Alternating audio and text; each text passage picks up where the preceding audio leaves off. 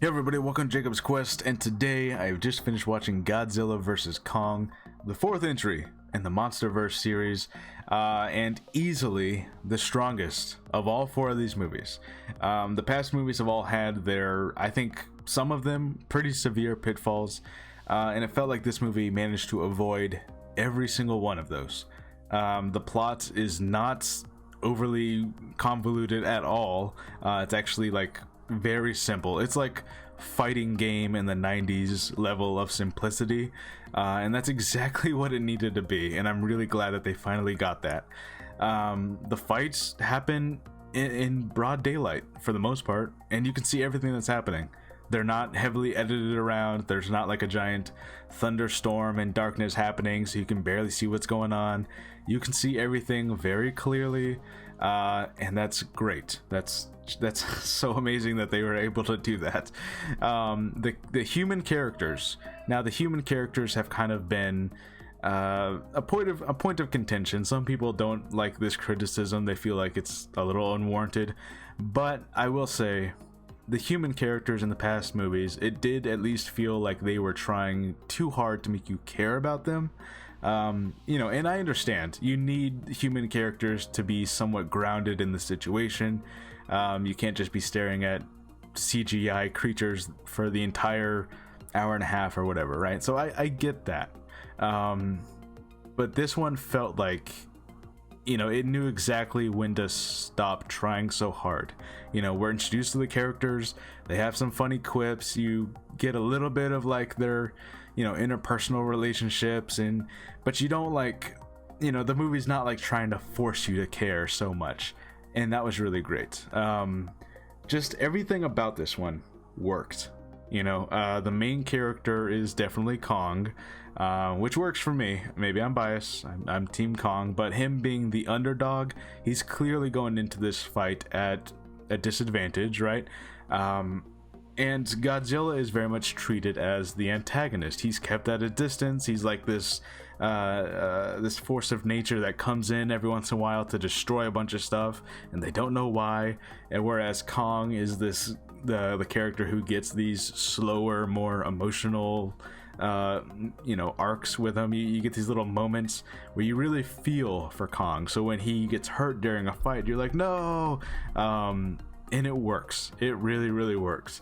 So it just feels like overall they made the smart move the entire time. Also, this is going to be spoiler filled, so I'm going to go ahead and just talk about spoilers. There's your warning right there. Mechagodzilla is in this movie. I think a lot of people knew that. There was some toy leaks or something. And Mechagodzilla is exactly what he needs to be. He is a robot that was created by humans to basically replace Godzilla, and then the AI that was powered by Ghidorah somehow, they kind of just waved that away. Like, Ghidorah psychically linked telekinesis, and now he's taken over the robot. I don't like, that's really all you need to know, and that's fine. Again, 90s fighting game level of story happening here, and that's all we need. But yeah, basically, predictably they have to team up to take down Mechagodzilla. The only gripe that I actually have with this movie is something that, everyone kind of inside, we all knew this was going to happen. I kind of hoped that it wouldn't, especially because they seemed like adamantly telling us that it wouldn't happen, but it definitely happened. They left the ending as to like, who's the actual winner here. It's like, I guess it depends on how you interpret it. So, the tagline was all like, oh, one will fall. That was basically bullshit, unless the one they're talking about was Mechagodzilla, because he's the only one that fell here. Both of them are alive at the end. So Kong and Godzilla, they're fine. No one fell, really, except Mechagodzilla. And then I think even the director came out and said, oh, there's going to be a definitive winner by the end of this. And I mean, I guess you could say that Godzilla beat Kong up in the last fight they had, but Kong got the last hits in on Mechagodzilla, so I don't know. It depends on how you want to interpret the situation, on like who won the fights, like which fight. I don't know. So I will say that was, they're kind of being intentionally misleading. We knew that they were going to leave it vague. They're going to have to team up at the end to fight an even bigger bad guy, but we knew all that going in. So it's like, you know, it feels like at the same time I'm frustrated that they even bothered to make that the tagline, one will fall. It's like, no, they won't, stop. But at the same time, it's like, but we knew that. We knew it was gonna happen. It's you know, can I get mad at them for something I knew they were gonna do? I don't know. But in any case, I had a great time. The action is amazing. It's exactly as long as it needs to be. It's exactly as simple of a plot that it needs to be.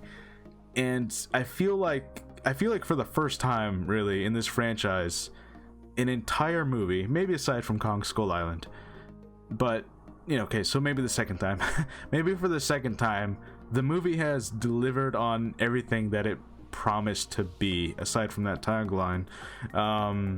You know, it's two monsters fighting. It's about them fighting. You can clearly see the action. You see everything that happens, and that's all I wanted. That's all I wanted. And it always felt like, you know, 2014 Godzilla barely gave us any of that. Godzilla King of the Monsters gave us the fights, but it was all blurry and covered in a thunderstorm, and you couldn't see what was happening. And then, you know, the rest of the plot was happening in that movie, whatever was going on. But yeah, just overall, man, I had a great time. This was awesome.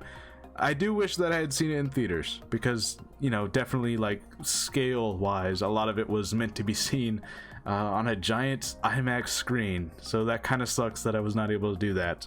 But you know, it's the world we're living in right now. In any case, yeah, I don't know if they're ever gonna make more of these, because when this movie was being made, Godzilla King of the Monsters, it bombed at the box office. That movie made like no money at all. But Kong versus Godzilla was already in production. They kind of had to finish it. They didn't really have much of a choice. So, you know, if this movie does amazingly well, which I had, you know, I'd seen that it's doing well, but then again, it's doing like pandemic well. Is it doing normal well? Probably not. In any case, we'll see what happens. But if this is the last of this era of Godzilla Kong movies, they're ending on a high note. I think they're ending on like the highest possible note they could have, and I'm glad that we got to this point, you know.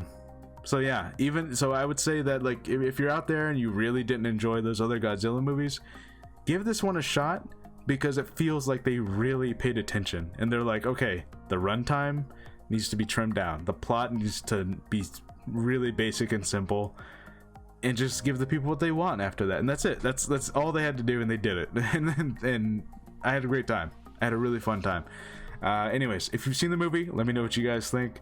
Let me know, I don't know, who would you want Godzilla to fight next? It feels like he's fought all the major players, to be honest. I don't know who else he could fight. But anyways, let me know what you would want to see next if they make another one of these.